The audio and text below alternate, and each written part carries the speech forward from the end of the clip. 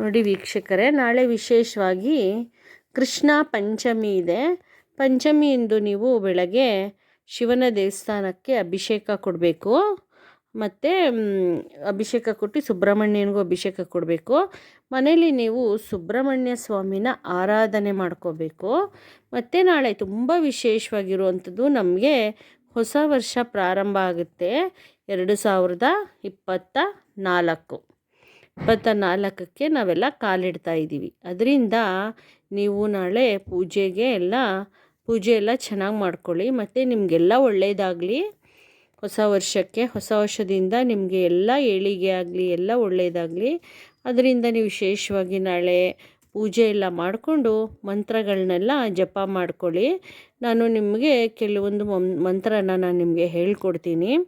ಅಂಥದ್ದು ನೀವು ಹೇಳ್ಕೊಳ್ಳಿ ಸುಬ್ರಹ್ಮಣ್ಯ ಸ್ವಾಮಿದು. ಮತ್ತು ನಾಳೆ ಸೋಮವಾರ ಚಂದ್ರಶೇಖರನ ಆರಾಧನೆ ಮಾಡ್ಕೋಬೇಕು, ಶಿವಪ್ಪನ ಆರಾಧನೆ ಮಾಡ್ಕೋಬೇಕು. ನೀವು ನಾಳೆ ಶಿವನ ಭಜನೆ ಮಾಡ್ಕೊಳ್ಳೋ ಅಂಥದ್ದು. ವಿಶೇಷವಾಗಿ ನಾಳೆ ಪಂಚಮಿ ನಾಯಕಿ ವಾರಾಹಿ ಅಮ್ಮನ ಪೂಜೆ ಕೂಡ ಮಾಡಬೇಕು. ನಾಳೆ ನೀವು ವಾರಾಹಿ ಅಮ್ಮನ ಆರಾಧನೆ, ಪಂಚಮಿ ದಾತ್ರೆಯನ್ನು ಪೂಜೆ ಮಾಡೋದ್ರಿಂದ ಯಾರ್ಯಾರಿಗೆ ಭೂಮಿಯ ಸಮಸ್ಯೆ ಇದೆ, ಮತ್ತು ಸುಬ್ರಹ್ಮಣ್ಯ ಸ್ವಾಮಿನ ಕೂಡ ಆರಾಧನೆ ಮಾಡಬೇಕು. ನಿಮಗೆ ಭೂಮಿಯ ಸಮಸ್ಯೆ ಇರ್ಬೋದು, ಏನೇ ಒಂದು ನಿಮಗೆ ಕೋರ್ಟಲ್ಲಿ ಕೇಸಿನ ಸಮಸ್ಯೆ ಇರ್ಬೋದು, ಎಲ್ಲ ಪರಿಹಾರ ಆಗುತ್ತೆ ನಿಮಗೆ.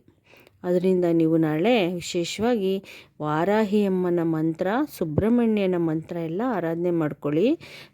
ಶಿವಪ್ಪನಿಗೆ ನೀವು ಭಜನೆ ಕೂಡ ಮಾಡಬೇಕು, ನೀವು ಬೆಳಗ್ಗೆ ಹಾಗೂ ಸಂಜೆ.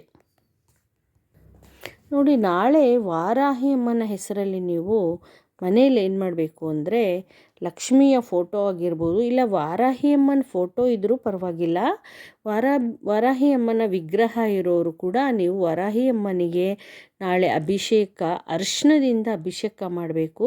ಮತ್ತು ವಾರಾಹಿ ಅಮ್ಮನಿಗೆ ನಾಳೆ ವೀಳ್ಯದೆಲೆಯಲ್ಲಿ ಅರಿಶಿಣದ ಕೊಂಬು 2 ಇಟ್ಬಿಟ್ಟು, ಅಡಿಕೆ ಇಟ್ಬಿಟ್ಟು, ಅದರಲ್ಲಿ ಒಂದು ದಕ್ಷಿಣೆ ಇಟ್ಬಿಟ್ಟು ವಾರಾಹಿ ಅಮ್ಮನ ಫೋಟೋ ಮುಂದೆ ಇಡ್ಬೋದು, ಇಲ್ಲ ವಿಗ್ರಹ ಮುಂದೆ ಇಡ್ಬೋದು. ವಾರಾಹಿ ಅಮ್ಮನಿಗೆ ನಾಳೆ ಅರಿಶಿಣದ ನೀರಿನಿಂದ ಅಭಿಷೇಕ ಮಾಡಬೇಕು. ಅರಿಶಿಣ ಕುಂಕುಮ 2 ಅಭಿಷೇಕ ಮಾಡೋದು. ಸಾಕ್ಷಾತ್ ವಿಷ್ಣು ಸ್ವರೂಪೇ ಪಂಚಮಿ ನಾಯಕಿ, ಪಂಚಮಿ ದಾತ್ರೆ. ಅದರಿಂದ ನೀವು ನಾಳೆ ನಿಂಬೆ ಹಣ್ಣಿನ ದೀಪ ಹಚ್ಚಬೇಕು ವಾರಾಹಿ ಅಮ್ಮನಿಗೆ. 11 ನಿಂಬೆಹಣ್ಣು, 11 ದೀಪ ಆಗಿರಬೇಕು.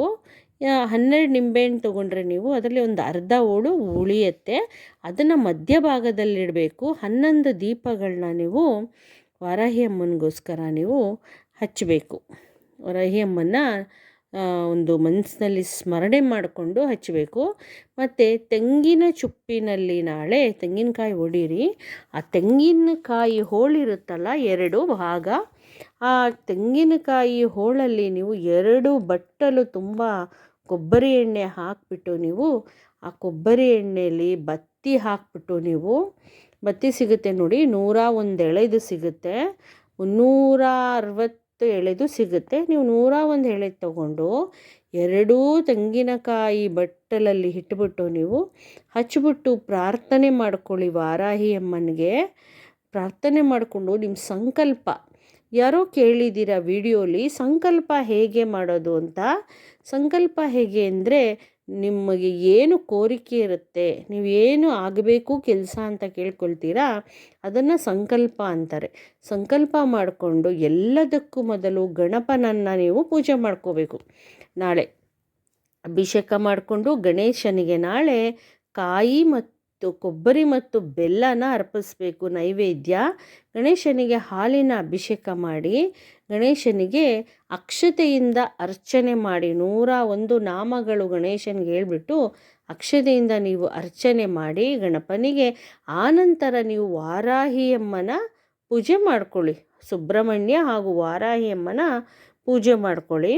ವಾರಾಹಿ ಅಮ್ಮನಿಗೆ ನೀವು ಕೇಳಿಕೊಂಡು ಅದನ್ನೇ ಏನು ನಿಮ್ಗೆ ಕೆಲಸ ಆಗಬೇಕು ಅದನ್ನು ಸಂಕಲ್ಪಪೂರ್ವಕವಾಗಿ ಮಾಡ್ಕೊಳ್ಳೋದು. ನೀವು ಒಂದು ಅಕ್ಷತೆ ಕಾಳನ್ನ ಬಲಗೈಲಿ ಹಿಡ್ಕೊಂಡು ನೀವು ಅದರಲ್ಲಿ ಒಂದು ಉದ್ಧರಣೆಯಷ್ಟು ನೀರನ್ನು ಹಾಕಿಕೊಂಡು ಕೈಯಲ್ಲಿ ಹಿಡ್ಕೊಂಡು, ಎಡ ಕೈನ ನೀವು ಕೈ ಮೇಲೆ ಅದನ್ನು ಮುಚ್ಕೊಂಡು ಸಂಕಲ್ಪ ಮಾಡಿಕೊಂಡು ನೀವು ಆ ವಾರಾಹಿ ಅಮ್ಮನ ಮುಂದೆ ಒಂದು ತಟ್ಟೆ ಇಟ್ಕೊಂಡು ಅದರಲ್ಲಿ ಬಿಟ್ಬಿಟ್ಟು ನೀವು ಕೇಳಿಕೊಂಡು ಸಂಕಲ್ಪ ಮಾಡ್ಕೊಳ್ಳಿ. ಸಂಕಲ್ಪ ಮಾಡಿಕೊಂಡು ನೀವು ಪೂಜಾ ಆರಾಧನೆ ಮಾಡೋಕ್ಕೆ ಶುರು ಮಾಡಿಕೊಂಡು ನೀವು ನೋಡಿ 11 ಪಂಚಮಿಯ ದಿನ, ಪಂಚಮಿ ದಿನ ಯಾವ್ಯಾವ ಬರುತ್ತೆ ನೀವು ಕ್ಯಾಲೆಂಡ್ರಲ್ಲಿರುತ್ತೆ ನೋಡ್ಕೊಳ್ಳಿ.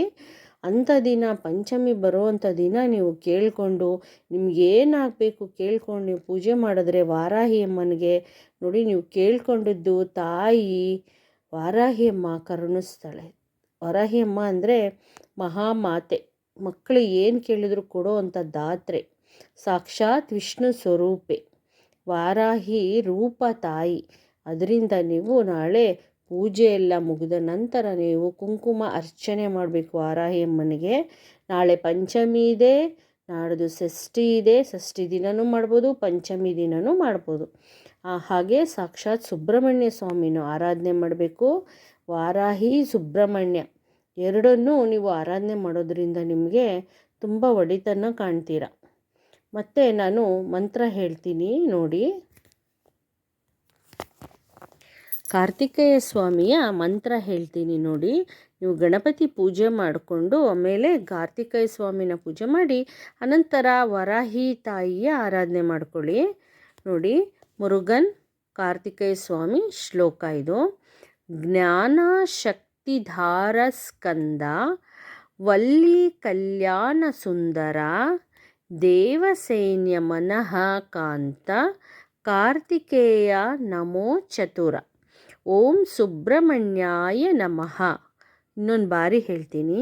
ಜ್ಞಾನ ಶಕ್ತಿಧಾರ ಸ್ಕಂದ ವಲ್ಲಿ ಕಲ್ಯಾಣ ಸುಂದರ ದೇವಸೇನ ಮನಃ ಕಾಂತ ಕಾರ್ತಿಕೇಯ ನಮೋ ಚತುರ. ಓಂ ಸುಬ್ರಹ್ಮಣ್ಯಾಯ ನಮಃ. ಜ್ಞಾನ ಶಕ್ತಿಧಾರ ಸ್ಕಂದ ವಲ್ಲಿ ಕಲ್ಯಾಣ ಸುಂದರ ದೇವಸೇನ ಮನಃ ಕಾಂತ ಕಾರ್ತಿಕೇಯ ನಮೋ ಚತುರ. ಓಂ ಸುಬ್ರಹ್ಮಣ್ಯಾಯ ನಮಃ. ಈ ರೀತಿ ನೀವು ಮಂತ್ರ ಹೇಳ್ಕೊಂಡು ಸುಬ್ರಹ್ಮಣ್ಯನ ಸ್ಮರಣೆ ಮಾಡಿ. ನಿಮಗೆ ಯಾವುದೇ ತೊಂದರೆ ಇದ್ದರೂ ಎಲ್ಲ ನಿವಾರಣೆ ಆಗತ್ತೆ. ನೋಡಿ ಈ ವಾರಾಹಿ ಅಮ್ಮನ ಮಂತ್ರ ಹೇಳ್ಕೊಡ್ತೀನಿ ನಾನೀಗ. ಅದು ಗಾಯತ್ರಿ ಮಂತ್ರ, ತುಂಬ ಪ್ರಬಲಶಾಲವಾದ ಮಂತ್ರ ಅದು. ಮತ್ತು ನೋಡಿ, ವಾರಾಹಿ ಅಮ್ಮನ ಪೂಜೆ ದಿನ ಅಮಾವಾಸ್ಯೆ, ಪೌರ್ಣಮಿ, ಅಷ್ಟಮಿ, ಪಂಚಮಿ ಇಷ್ಟು ದಿನ ನೀವು ತಿಂಗಳಿಗೆ ಒಂದು ಸಾರಿ ತಾಯಿನ ಪೂಜೆ ಮಾಡ್ಕೋಬೇಕು. ಫೋಟೋ ಇರೋರು ದಿನ ಆ ಅಮ್ಮನಿಗೆ 2 ಊದುಗಡ್ಡಿ ತೋರಿಸಿ ದೀಪ ಹಚ್ಚಬೇಕು. ವಿಶೇಷವಾಗಿ ನೀವು ಪೂಜೆ ಮಾಡಿಕೊಂಡು ಅಭಿಷೇಕ ನೈವೇದ್ಯ ಎಲ್ಲ ಮಾಡೋದಾದರೆ ಅಮಾವಾಸ್ಯೆ ಇಲ್ಲ ಪೌರ್ಣಮಿ, ಪಂಚಮಿ ದಾತ್ರೆ, ಪಂಚಮಿ ದಿನ ಮಾಡ್ಬೋದು, ಅಷ್ಟಮಿ ದಿನ ಮಾಡ್ಬೋದು. ನೋಡಿ ಗಾಯತ್ರಿ ಮಂತ್ರ ಹೇಳ್ಕೊಡ್ತೀನಿ, ಇದನ್ನು ನೀವು ದಿವಸ ಹೇಳ್ಕೊಳ್ಳಿ. ಹೇಳ್ತೀನಿ ನೋಡಿ. ಓಂ ಶ್ಯಾಮಲಾಯೇ ವಿದ್ಮಹೇ ಹಾಲಹಸ್ತಾಯ ಧೀಮಹೇ ತನ್ನೋ ವಾರಾಹಿ ಪ್ರಚೋದಯಾತ್. ಮತ್ತೆರಡು ಬಾರಿ ಹೇಳ್ತೀನಿ. ಓಂ ಶ್ಯಾಮಲಾಯ ವಿದ್ಮಹೇ ಹಲಹಸ್ಥಾಯ ಧೀಮಹೇ ತನ್ನೋ ವಾರಾಹಿ ಪ್ರಚೋದಯಾತ್. ಓಂ ಶ್ಯಾಮಲಾಯ ವಿದ್ಮಹೇ ಹಾಲಹಸ್ಥಾಯ ಧೀಮಹೇ ತನ್ನೋ ವಾರಾಹಿ ಪ್ರಚೋದಯಾತ್. ಈ ಮಂತ್ರನ ನೀವು 10 ನಿಮಿಷ ಹಾಕ್ಕೊಂಡು ಕೇಳಿ, ಇಲ್ಲ 10 ನಿಮಿಷ ಹೇಳಿ. ನೀವು ದೇವ್ರ ಮುಂದೆ ಕೂತ್ಕೊಂಡು ನೀವು ಎಷ್ಟು ಬಾರಿ ಆದರೂ ಹೇಳ್ಕೊಳ್ಳಿ, ಅದು ನಿಮ್ಮ ಶಕ್ತಿ ಅನುಸಾರ. ವಾರಾಹಿ ಅಮ್ಮನಿಗೆ ನೈವೇದ್ಯ ಎಲ್ಲ ಮಾಡಿ, ಪೂಜೆ ಎಲ್ಲ ಮಾಡಿ ನೀವು ಈ ಮಂತ್ರವನ್ನು ಹೇಳ್ಕೋಬೇಕು.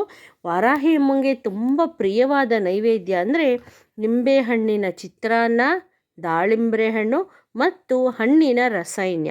ಇಷ್ಟು ತಾಯಿಗೆ ತುಂಬ ಪ್ರಿಯಕರವಾದ ನೈವೇದ್ಯ. ಅದರಿಂದ ನೀವು ಎಲ್ಲ ಮಾಡಿಕೊಂಡು ಮಂತ್ರ ಎಲ್ಲ ಹೇಳ್ಕೊಳ್ಳಿ ವೀಕ್ಷಕರೇ. ಮತ್ತು ನಾಳೆ ಹೊಸ ವರ್ಷದ ಆರ್ಥಿಕ ಶುಭಾಶಯಗಳು ಎಲ್ಲರಿಗೂ ಒಳ್ಳೆಯದಾಗಲಿ ವೀಕ್ಷಕರೇ. ಮತ್ತು ನನ್ನ ಚಾನಲ್ನ ನೀವೆಲ್ಲ ಪ್ರೋತ್ಸಾಹಿಸಿ ಲೈಕ್ ಕೊಟ್ಟು ಶೇರ್ ಮಾಡಿ ಸಬ್ಸ್ಕ್ರೈಬ್ ಮಾಡ್ಕೊಳ್ಳಿ ವೀಕ್ಷಕರೇ. ನಮಸ್ತೆ.